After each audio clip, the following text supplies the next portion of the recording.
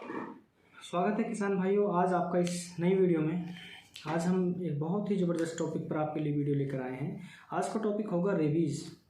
Rabies क्या है, कैसे होता है, क्या इसके रोकथाम के उपाय हैं, ये सारी बातें आज हम विस्तार से इस वीडियो में चर्चा करेंगे। क्या है कि किसान भाइयों, ये जो रेबीज़ है इसको लारा रोग, पागलपन, अलग अलग एरियाज़ में अलग अलग नाम से इसको जानते हैं। मोस्टली वायरल डिजीज़ है। रेबिडोवायराइड लासा वायरस से ये फैलती है। मोस्टली चमगादड़ है, बिल्ली है, गीदड़ है, बंदर, कुत्ते, ये इसके जो फैलाने वाले पॉजिटिव एजेंट्स हैं, ये फैलाते हैं इसको। अच्छा, ये एक जोनोटिक डिजीज़ भी है। जोनोटिक डिजीज़ बोले तो जो बीमारी पशुओं से इंसानों में, इंसानों से पशुओं में चली जाती है, जोनोटिक डिजीज़ कहलाती है। इसके कुछ हम इसको लक्षण क्या है, मोस्टली क्या होता है किसान भाइयों का, हम इसका जो पहचान है वो इतनी आसानी से नहीं करते हैं। जो इसकी टेस्टिंग्स होती हैं मोस्टली वो लैब्स में होती हैं, और लैब्स में टेस्टिंग करना इतना आसान नहीं है। इसके लिए क्या है कि हमारे पास कुछ अपने तरीके होते हैं जिनसे हम पहचान कर सकते हैं कि हमारा जो एनिमल है वो रेबीज़ पॉजिटिव तो नहीं है। क्या होता है, अगर कुत्ता है, हमारा डॉग है, वो रेबीज़ पॉजिटिव है तो क्या होगा, मतलब अगर ये किसी को काट लेता है तो इसकी एक शर्त है कि जो अगर हम हमारे जानवर को कुत्ते ने काट लिया, रेबीज़ पॉजिटिव कुत्ते ने काट लिया, तो यह जो वायरस है हमारे ब्लड में, हमारे पशु को ब्लड में मिक्स होना चाहिए, तब ये हमको रेबीज़ पॉजिटिव कर सकता है।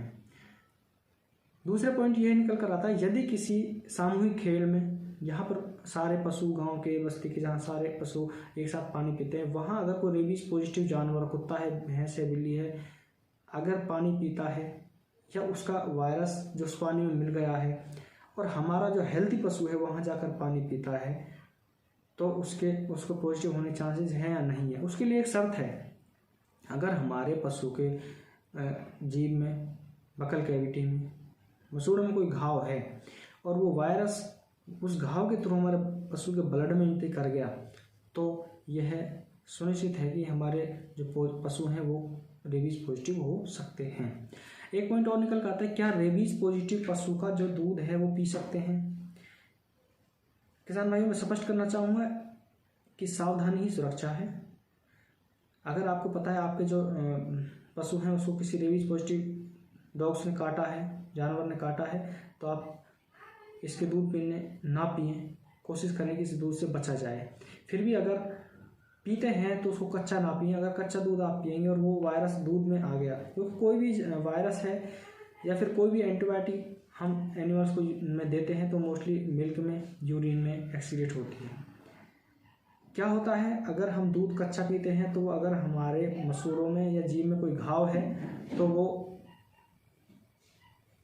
हमारे ब्लड के कांटेक्ट में आ सकता है वायरस, और हमारा जो है शरीर है वो रेबीज़ पॉजिटिव हो सकता है। इसलिए जो ये वायरस है हीट रेसिस्टेंट है। अगर आप इसको 40 डिग्री सेल्सियस से 50 डिग्री सेल्सियस पर अगर आप गर्म करते हैं दूध को तो ये वायरस किल कर जाता है। अगर हमारा जानवर, गाय या भैंस, रेबीज़ पॉजिटिव है तो उसको पहचानेंगे कैसे? देखो, मोस्टली क्या होता है, जो हमारे गाय भैंस होते हैं इनमें जो रेबीज़ होता है ये धीरे धीरे आता है। शुरुआत में हमें पता ही नहीं चलता कि हमारा जानवर रेबीज़ पॉजिटिव भी है। अगर हम उसके जैसे, अब हमको पता नहीं चला कि भाई हमारा जानवर रेबीज़ पॉजिटिव है, वो खाना पीना बंद करेगा। हम सोचेंगे कि मोस्टली किसान हैं जो अपने लीवर पे ट्रीटमेंट देते हैं, कई बार वो सोचते हैं कि भाई जो जानवर है इसके गले में कुछ फंस गया, चौक वगैरह आ गया है, इस वजह से ये कुछ खा पी नहीं रहा है। तो क्या करता है किसान, अपना हाथ है जो उसके मुंह में दे देता है, चेक करता है कि कोई चौक वगैरह तो नहीं फंस गया। ये किसानों की सबसे बड़ी मिस्टेक होती है और जो खतरनाक भी साबित होती है। क्या करना है भाई, मोस्टली क्या होता है, मैंने पहले भी बताया है, अगर हमारे हाथ में कोई कट मार्क लगा हुआ है और वो वायरस हमारे कट मार्क से थ्रू, घाव के थ्रू अगर हमारी बॉडी में एंट्री कर गया, हमारे ब्लड के कॉन्टैक्ट में आ गया, तो हमें भी रेबीज़ पॉजिटिव कर सकता है। यही बात अगर किसान कोई रेबीज़ पॉजिटिव है, उसका जानवर रेबीज़ पॉजिटिव है और हम उसके, या किसान उसके मुंह में हाथ डाल रहा है, उसकी लार वगैरह हमारे हाथ को लग रही है, हाथ में हमारे में कोई कट मार्क है, तो वो हमारे शरीर में एंट्री कर जाएगा और हमको रेबीज़ पॉजिटिव कर जाएगा। डॉग जब काटता है तो ये वायरस मोस्टली ब्रेन पर अटैक करता है। ब्रेन पर अटैक करने की वजह से ही जो पागलपन है ये परेशानी होती है। क्या होता है, अगर रेबीज पॉजिटिव कोई डॉग है तो वो मोस्टली तो मुंह से ही काटता है, हमारे जानवर को मुंह से काटेगा, मुंह के ऊपर से काटेगा, जिससे क्या होगा, मतलब ब्रेन के सबसे नज़दीक होता है और जो वायरस है बहुत जल्दी ब्रेन में पहुंच जाता है। अगर वो पैरों से काटेगा तो उसको कुछ टाइम लगेगा, 2 महीने 2 से 3 महीने भी लग सकते हैं, तब जाके वो ब्लड में एंट्री कर सकता है, उसके बाद वो ब्रेन में पहुंचेगा। ब्रेन में पहुंचने के बाद ये दिक्कत आपके सामने पैदा होती है। अब इसके 2 लक्षण हैं, लक्षण इसके 2 हैं। एक तो लक्षण ये है कि आपका जो पशु है वो मतलब एक तरह से थोड़ा बिहेवियर है जो वो चेंज कर देगा, एक तरह से धीरे धीरे, कभी कभी बार बार ला टपकाएगा, रेंकेगा, मतलब आवाज़ निकालेगा, बोलेगा। अच्छा, एक लक्षण हो रहा था उग्र लक्षण। इसमें क्या होगा कि पशु बेचैन रहेगा,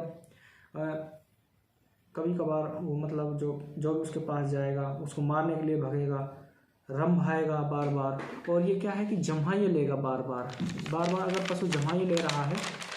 हाँ, तीसरा यह कि जिसका निचला जबड़ा होता है सुन्न पड़ जाता है, यानी कि जो ये अपना रीजन होता है ये बिल्कुल सुन्न पड़ जाता है, और उसको एक तरह से जो कंठ होता है, कंठ नली जिसको बोलते हैं, वो सुन्न पड़ जाती है, यानी कि उसमें लकवा हो जाता है, कुछ खाएगा पिएगा नहीं। टेस्ट कैसे करना है किसान भाइयों, आपको उसके सामने पानी रखना है, ठीक है।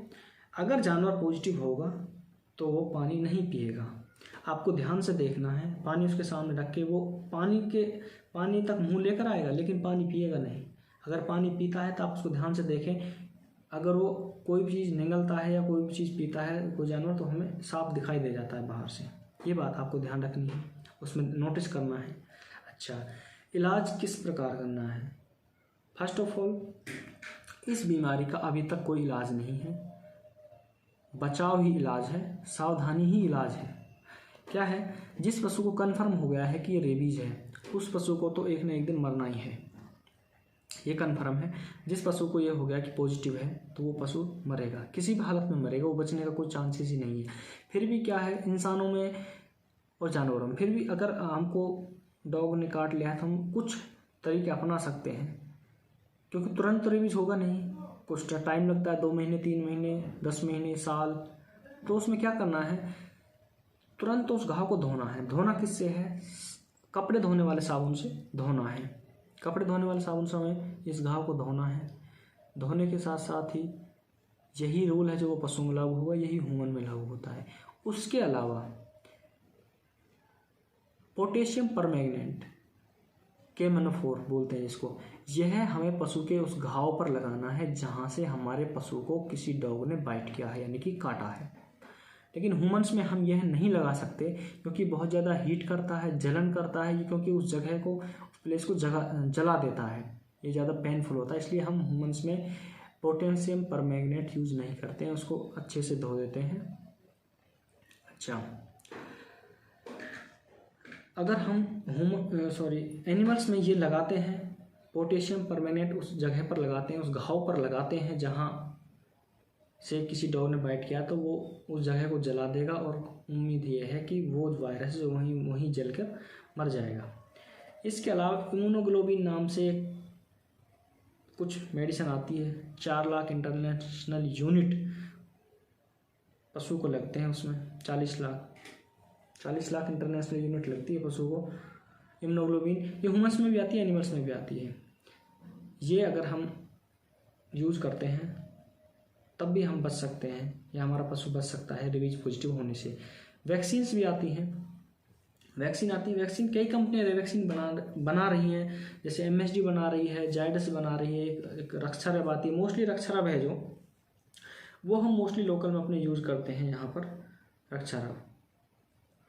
क्या होता है, वैक्सीन का एक शेड्यूल है, वैक्सीन का एक रूल है कि ये 4 डिग्री सेल्सियस से 8 डिग्री सेल्सियस के बीच ही रहनी चाहिए। अगर 15 मिनट के लिए भी 8 डिग्री सेल्सियस से ऊपर इसका टेम्परेचर चला गया तो यह वैक्सीन ख़राब हो जाएगी। और ख़राब ये वैक्सीन हो गई, इसकी कोल्ड चेन टूट गई, तो इसका लगाने का कोई फ़ायदा हमको नहीं होगा। इसलिए आप कोशिश करें कि किसी विश्वास के मेडिकल स्टोर से, जिस मेडिकल स्टोर पर आपका भरोसा हो, जिस मेडिसिन जिससे आप दवाई लेते हो भरोसे वाला जो वो है बेचने वाला हो, उसी से आप ये खरीदें, क्योंकि कोल्ड चेन मेंटेन रहनी बहुत ज़रूरी है। अगर आपकी कोल्ड चेन इसमें मेंटेन नहीं रहती है तो इस बात का कोई फ़ायदा नहीं कि आपने वैक्सीन लगवाई है या नहीं लगवाई है। ठीक है, इसमें क्या है, आपको जो बचाव कर सकते हैं, एक तो इम्यूनोग्लोबिन है और ये आपकी वैक्सीन है, ये दो ही चीज़ आपको बचाव कर सकती हैं। किसान भाइयों, ये वीडियो मैं यहीं समाप्त करता हूँ। इतनी ही जानकारी रेबीज़ के बारे में मैं आपको दे सकता था। अगर इससे अलावा और भी कुछ बातें मैं बताता हूँ तो वीडियो बहुत लंबी हो जाती है। अगर आपको हमारी वीडियो बहुत अच्छी लगी हो तो हमारे साथ जुड़ें, और अगर आपको कुछ और वीडियो इससे अलावा हमारे चैनल पर चाहिए तो आप हमें कमेंट करके बताएं। अगर वीडियो पसंद आई हो तो लाइक करें, और जो किसान हैं उनके साथ इस वीडियो को शेयर करें। धन्यवाद, मिलते हैं फिर किसी नई वीडियो में।